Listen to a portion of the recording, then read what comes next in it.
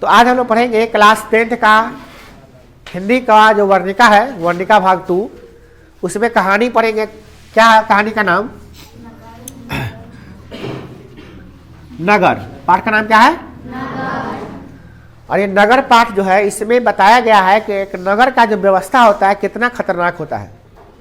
एक शहर में कैसे कोई गांव का भोला भाला इंसान जाता है और किस प्रकार यह जाती है, कितना परेशानी झेलना पड़ता है। कहने को तो शहर बहुत अच्छा लगता है, परंतु शहर उतना ही खराब होता है गांव वालों के लिए, एक सीधा साधा इंसान के लिए। अब कैसे सही गलत होता है इसमें आप देखिएगा कि कैसे अस्पताल में एक महिला को चक्कर लगवाया जाता है, कभी यहाँ जाओ, कभी वहाँ जाओ, कभी ये करो, कभी वो करो, और फाइनली इलाज भी नहीं करवा पाता, अपने बेटी का इलाज नहीं करवा पाता। एक महिला है जिसकी बेटी है, इलाज करवाने जा गई है कहाँ पे? शहर में, और शहर के अस्पताल में उसके साथ गलत व्यवहार होता है, अच्छा ढंग से व्यवहार नहीं किया जाता है, और फाइनली उसका इलाज भी नहीं होता है। उसकी बेटी को एक बीमारी है जिसका नाम है मेनिंजाइटिस।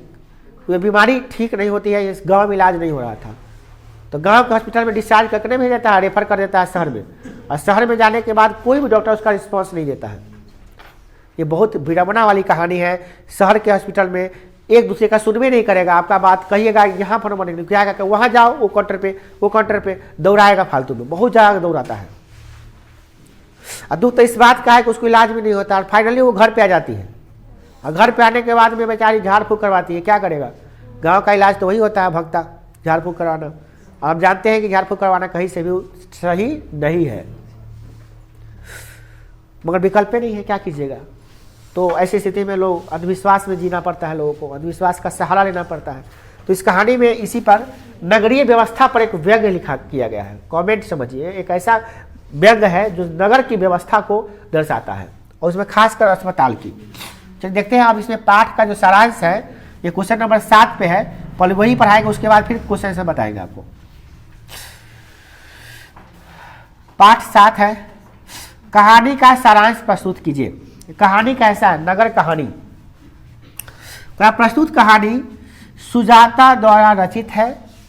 इसमें कहानीकार नगरीय व्यवस्था को यथार्थ धरातल पर लाने का अथक प्रयास किया है। सुजाता जो है ना, ये कोशिश की है कि जो नगर की व्यवस्था है उसको सब लोगों को, आम लोगों को बता पाए, वास्तविकता की धरलता पर उसको ला पाए। इसके लिए वो बहुत मेहनत की है लिखने में कहानी को। इस कहानी की नायिका जो है, इस कहानी का जो नायिका है, मेन जो एक्ट्रेस है, यूँ कह लीजिए, वो है वल्ली अमाल। उसका नाम क्या है? वल्ली अमाल। नाम थोड़ा सा अजीब लगेगा।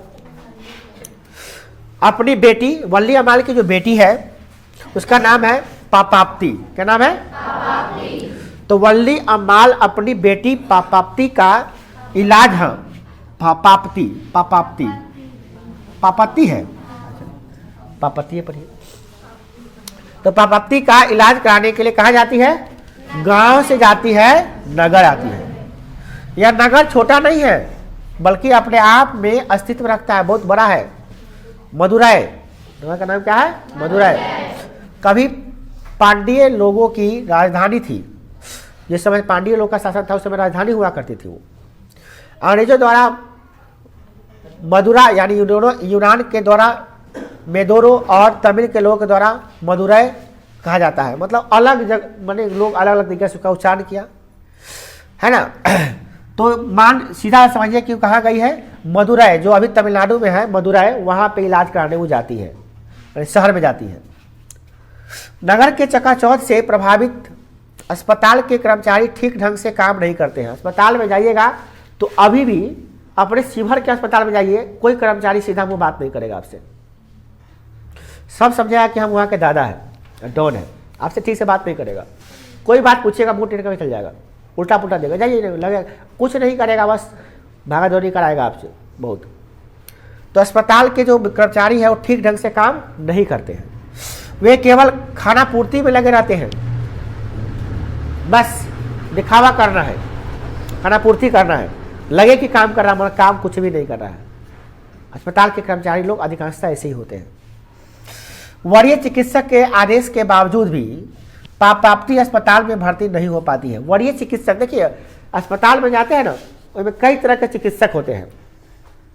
एक होते हैं वरीय चिकित्सक, एक्सपीरियंस्ड डॉक्टर, जो एक्सपीरियंस्ड होते हैं, उनको अनुभव होता है, पुराने होते हैं।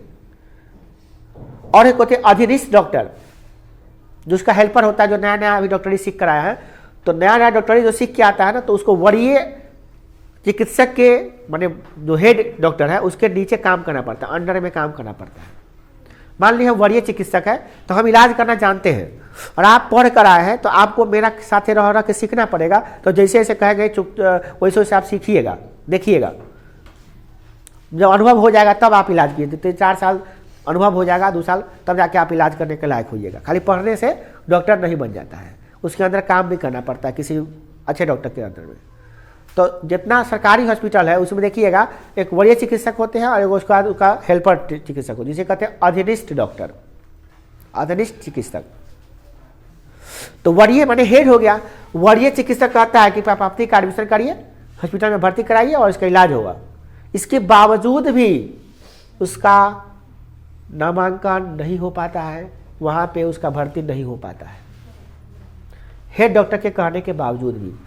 क्योंकि हेड डॉक्टर तक कह के चला गया इसका एडमिशन कर दो, इलाज करना है, चला गया अपना काम पे चला गया बेचारा। अब जो आप इसे जूनियर डॉक्टर साहब है उससे थोड़ा चला है, वो कर दो, उसको एडमिशन करो, उसको भर्ती करो।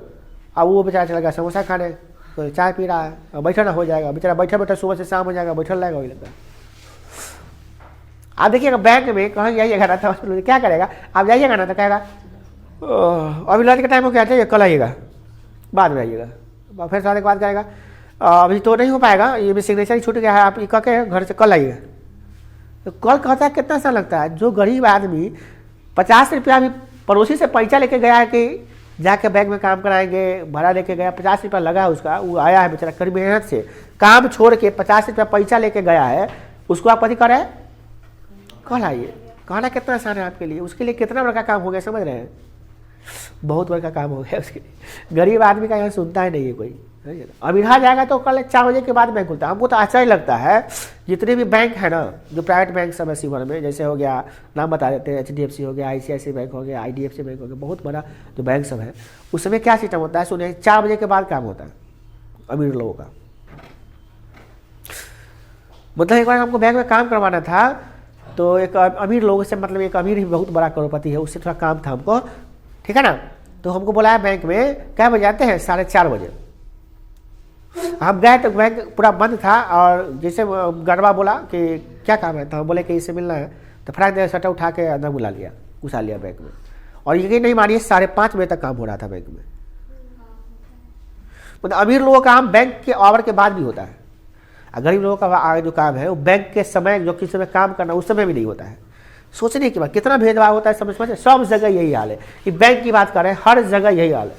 हॉस्पिटल में जाइएगा, जो अमीर लोग है, जिसका 5 जान 5 का लोग है, उसमें उसका खट से साइड में पूजा लग जाता है। आपसे देखिए पहले आएगा, 1 घंटा पहले, 2 घंटा पहले निकल जाएगा आपसे, आपके 1 घंटा बाद गया है, और 2 घंटा 3 घंटा पहले निकल गया, आप लाइने में लगल है। गरीब लोगों का सब जगह पे शोषण होता है, कुछ जगहों पे छोड़ के। मंदिर तो हाथ छोड़ा नहीं लोग, मंदिर में भी गरीब अमीर होता है। अमीर के लिए बाईपास होता है, गरीब लाइन में लगा हुआ है, अमीर पैसा देके बाईपास से गुजरता है। मंदिर जैसे जगह पे जब घुस चलता है तो समझ लीजिए बाकी जगह पे क्या हाल है, समझ रहे ना, अनुमान लगा लीजिए इसे। तो यहाँ पे यही हाल है।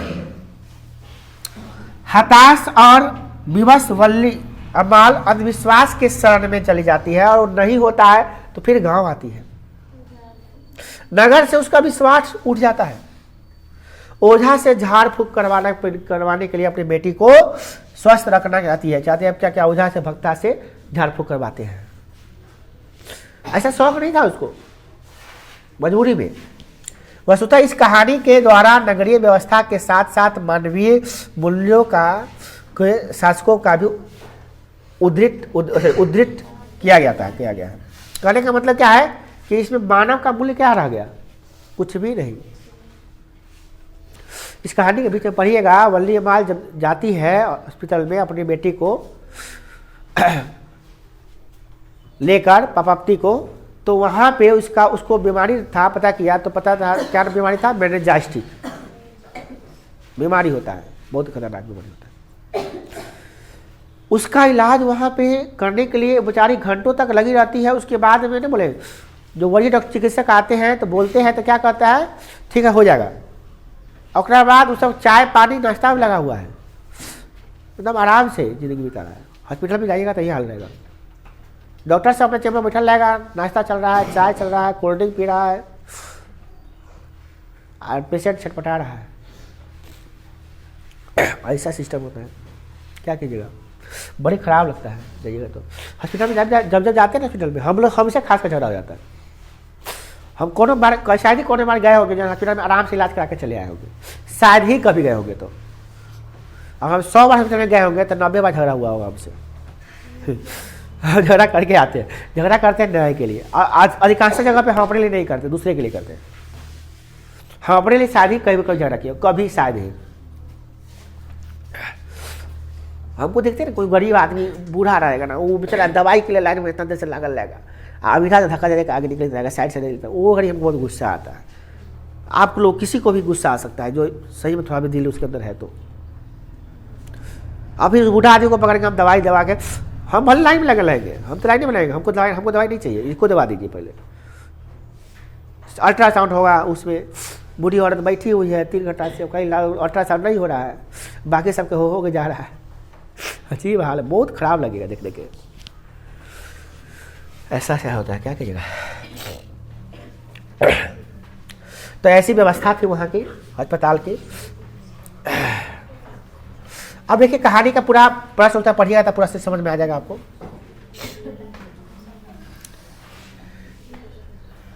पहला प्रश्न है, लेखक कहानी का शीर्षक नगर क्यों रखे हैं?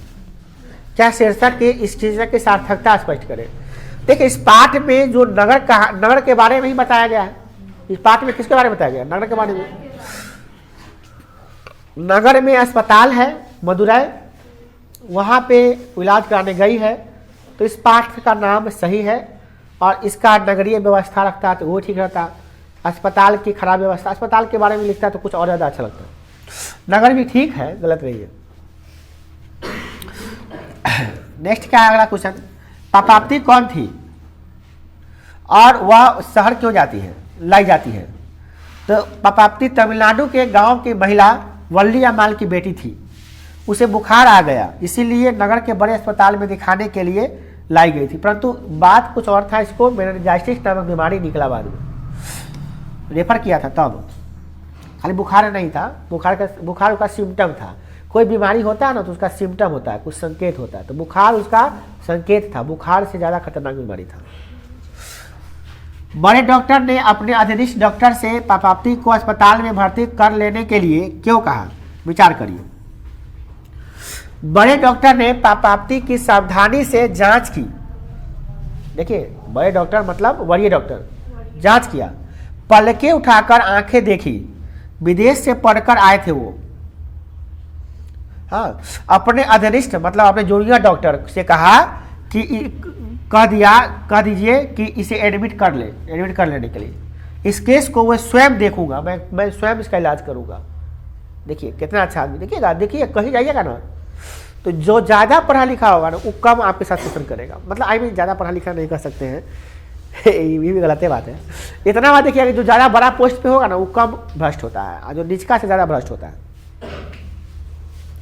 आप कहीं जाइए, जैसे बैंक में जाना, अस्पताल में जाना है ना, तो डॉक्टर जो मेन होगा वो सब सही होगा, चमचा सा जो होगा, जूनियर सब, नर्स सब, वो सब तो एकदम क्रूर होता है। सबसे क्रूर देखिएगा नर्स को, जो नई की लड़की से जाती है सुइया भोंकने के देखने के लिए। वहाँ पे उसको सुइया भोंकने का देखना है ना, तो पेस्ट ले आता है, वहाँ पे सुइया भोंकने दिखा देगा। और वहाँ पे सब जैसे नर्स सब आएगी बस से। देखिए सिमर में जाइएगा, कहीं देखिएगा नर्स सब बस से आएगी। उसका नाम भी हम लोग कहा जाता है सिस्टर, मगर सिस्टर के लायक है नहीं वो। वो आएगी ना तो पेशेंट को पकड़ेगा, लगेगा अपने आप को बहुत बड़का डॉक्टर समझेगी। सुइया देवाएगी, आप बगल के साइड फेशियल फोटो खींच मैंने सुइया पे कौन ध्यान फोटो में जाते हैं, कहाँ खींचे ये ना कि को दूसरा नर्स में घुसा जाती है। बड़ा अजीब सिस्टम है उसका, देखिएगा तो सेल्फी मारती रहती है आधे समय। तो बात गौर से देखिएगा ना तो देखिएगा बाल ही बना रही है। तू पढ़ने आई है, सुइया देखने, तू सुइया देने सीखने आई है, अपने आप को डॉक्टर है कि बाप समझ रही है, तो बाप नहीं दादी। बड़ी अजीब, सबसे गिरा हुआ व्यवहार वो सब करता है। और उसमें कुछ लड़कियां ही सही रहती है जो सही से कुछ इलाज करेगा, सब अधिकांश बड़ा अजीब। उसको तो हंसी हंसी मस्ती करने के लिए जाता है हॉस्पिटल में। अब गौर से किसी के चेहरा पर पेशेंट के दुख से दुख नहीं उसको होता है, ना निर्दयी हो जाता है सब। गौर से कभी जाइएगा तो नर्स को देखिएगा, वो चेहरे पर रौनक होता है एकदम सेल्फी लेने का। पेशेंट के दुख से उसको कोई मतलब नहीं होता है, बस सुइया भोंकना है, भोंक दी हो गया। कभी कभी तो मिस्टेक से दूसरा सुई देने वाला दूसरा सुई देता है। पेशेंट ने बदल, अच्छा कोई बात नहीं, चलो दे आ गया, हो गया, ठीक है जाइए जाइए। ऐसा ऐसा होता है सरकारी हॉस्पिटल में। देखिए पढ़ा लिखा डॉक्टर क्या कर रहा है कि हम आएंगे तो इसका पूरा सिम्टम देखा ना, तो पता चल गया कि इसको मेनिंजाइटिस नामक बीमारी है, तो इसका इलाज हम करेंगे खुद। तो बड़ा डॉक्टर कहा कि इसको एडमिट कर लो, इसको हम खुद इलाज करेंगे। मगर छोटका डॉक्टर साहब कैसा कांड किया से देखिएगा, आगे पता चलेगा।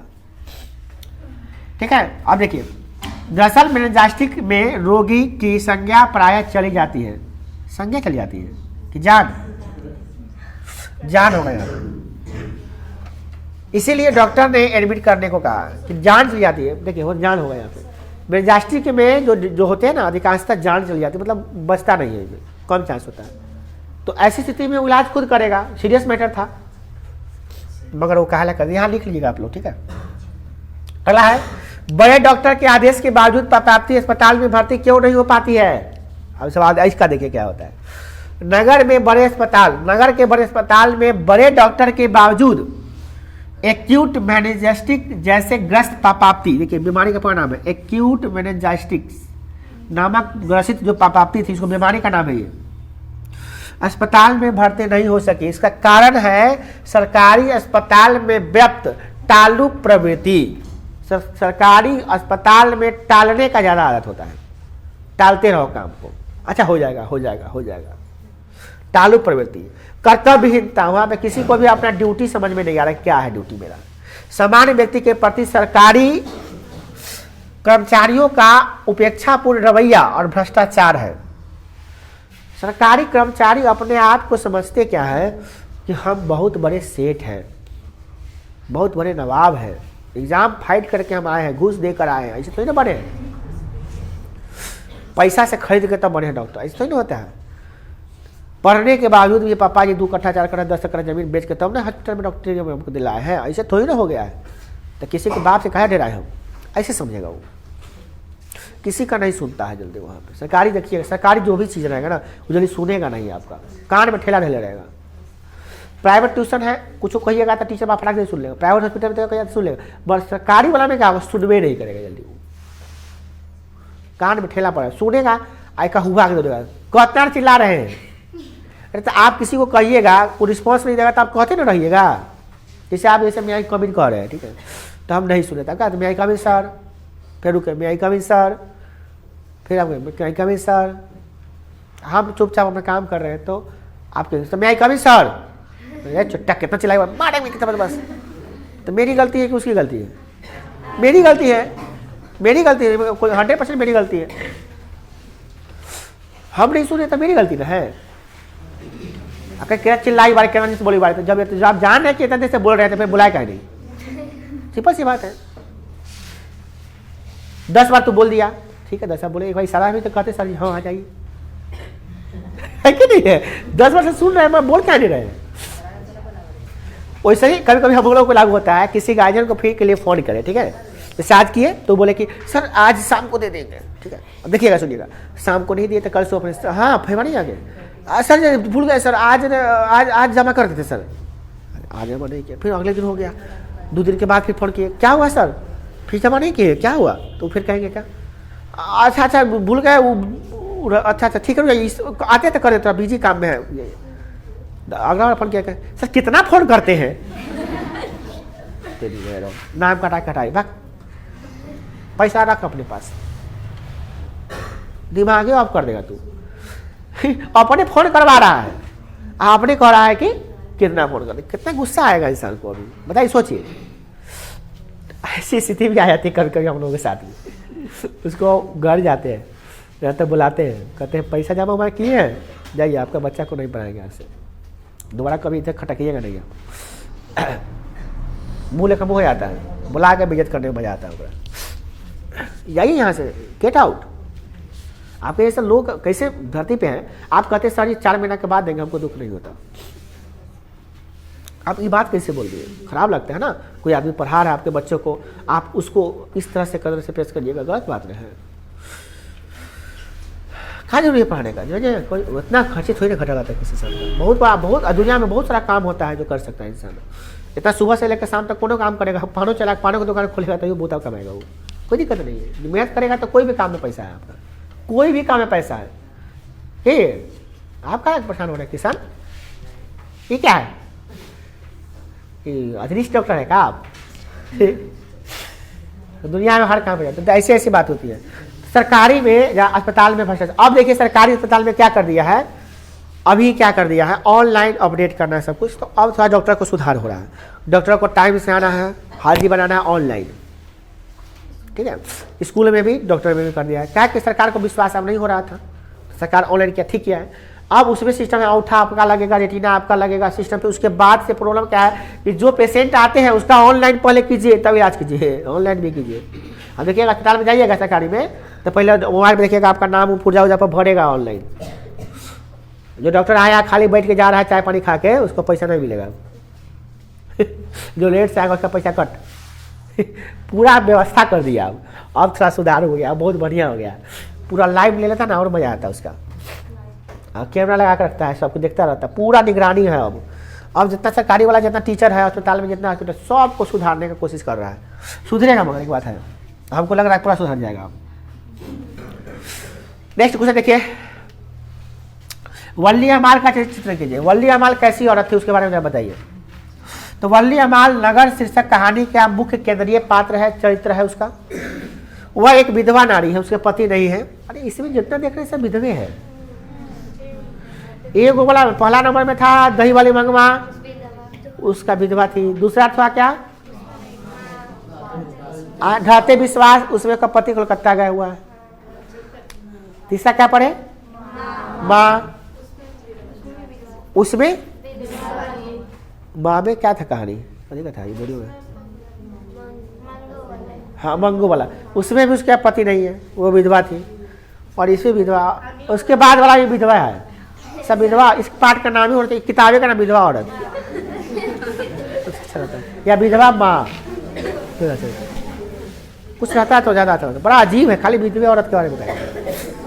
देखिए इसमें इस कहानी में क्या है, देखिए जो बीमार बेटी का इलाज कराने के लिए गांव से कहाँ आती है, नगर में, और वह पढ़ी लिखी नहीं है। ये तो और बड़का बड़का कांड हो गया। जब पढ़ा लिखना है तो समझिए बड़का बड़का मुसीबत टूट पड़ा। वो फॉर्म भी नहीं भर सकते हैं। बैंक में देखिएगा जाइएगा, हम लोग पढ़े लिखे ना है, अगर बैंक का पूजा दे देगा ना पूरा भरा नहीं होता है, यकीन मानिए नहीं भरा होता है। पूछना पड़ता है सर यहाँ पे क्या भरे, पढ़ नहीं सकते हैं, अंग्रेजी आता नहीं है, पढ़ते हैं पूरा अंग्रेजी में समझ में आता है, मगर फिर भी पूछ लेते हैं क्या कि गलती कर देगा तो कोई ठीक है।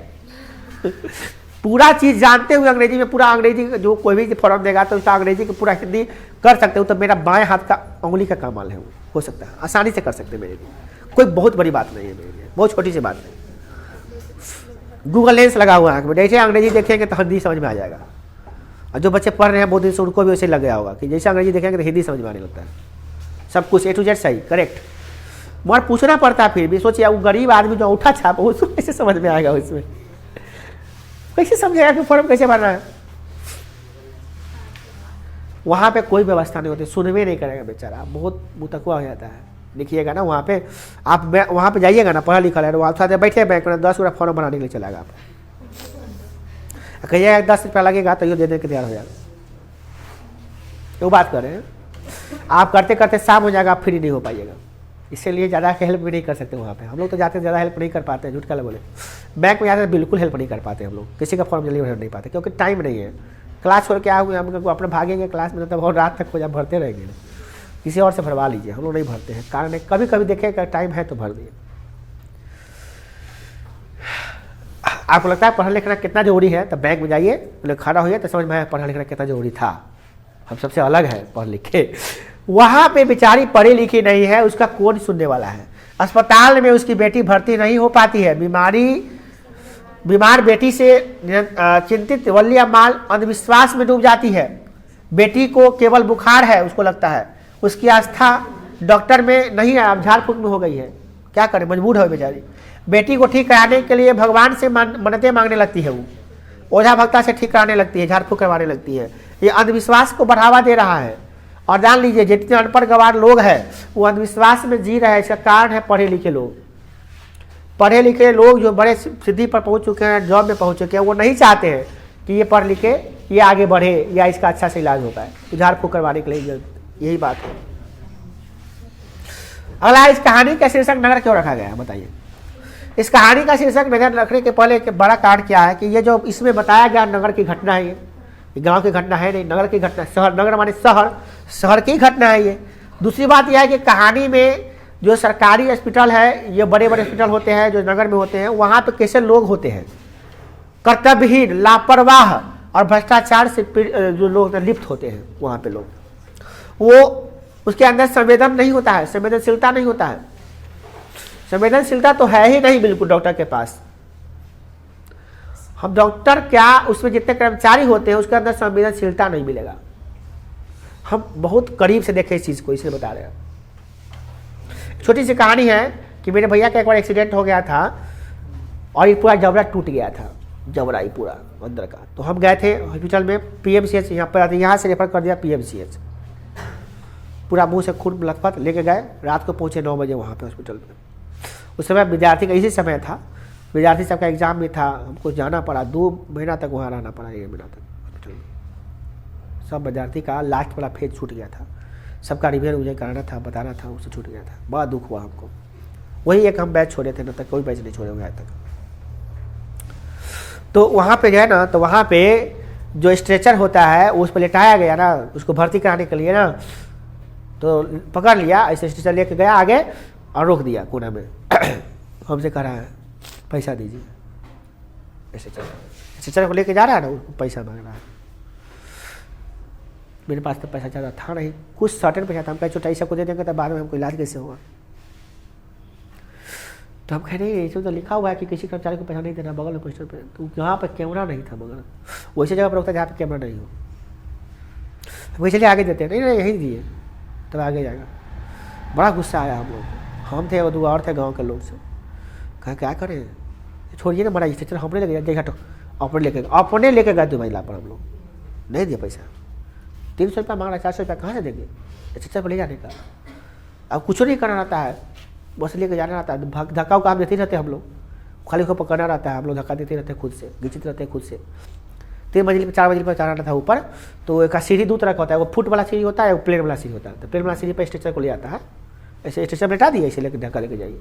तो वहाँ पर वहाँ से आए तो आगे बढ़े तो उसका CT स्कैन होना था ब्रेन का, ये कहाँ कहाँ हड्डी टूटा हुआ है।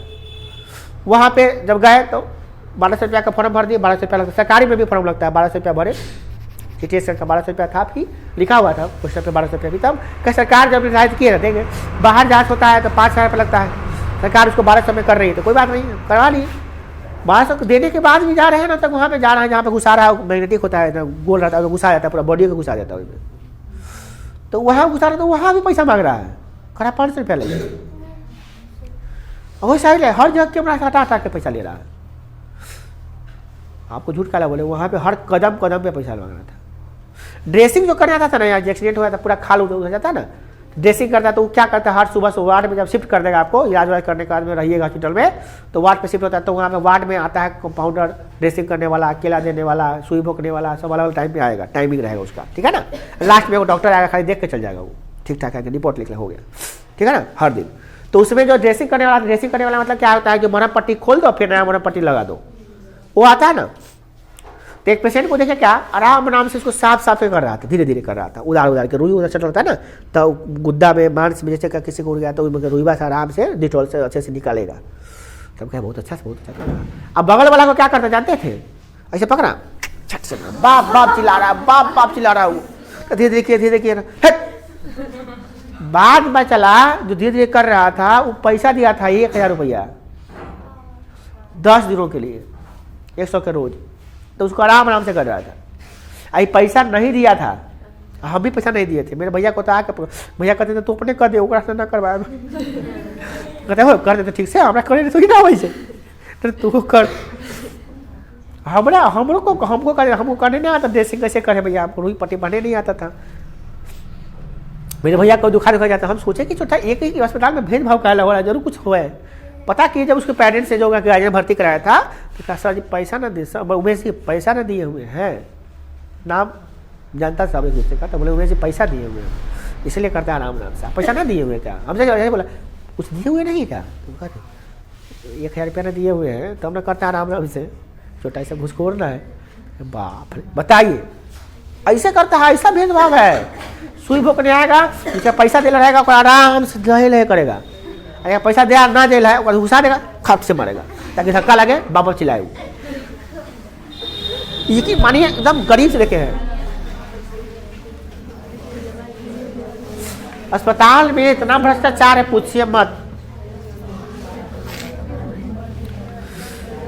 जितना फ्रेश फल आता है खाने के लिए, केला सेब अंडा जो भी आता है, जो फ्रेश वाला आता है वो सब डॉक्टर के चैम्बर में, नर्स के चैम्बर में जाता है खाने के लिए। आज जो 2 दिन के पहले से रखल है सरल का, वो सब बैठाता है पेशेंट को। तो जो पेशेंट खाएगा वो पहले और ज़्यादा पेशेंट हो जाएगा, वो सड़ा हुआ सब रहता है, सब में दाग रहेगा, खराब का केला अंडा, अंडा छोड़ के बाकी सब खराब रहेगा। पता नहीं कैसे लोग होता है, ऐसा होता है। इस सरकारी हॉस्पिटल में बहुत बड़े बड़े हॉस्पिटल में हम देखे हैं, अपने आंखों से देखे हैं।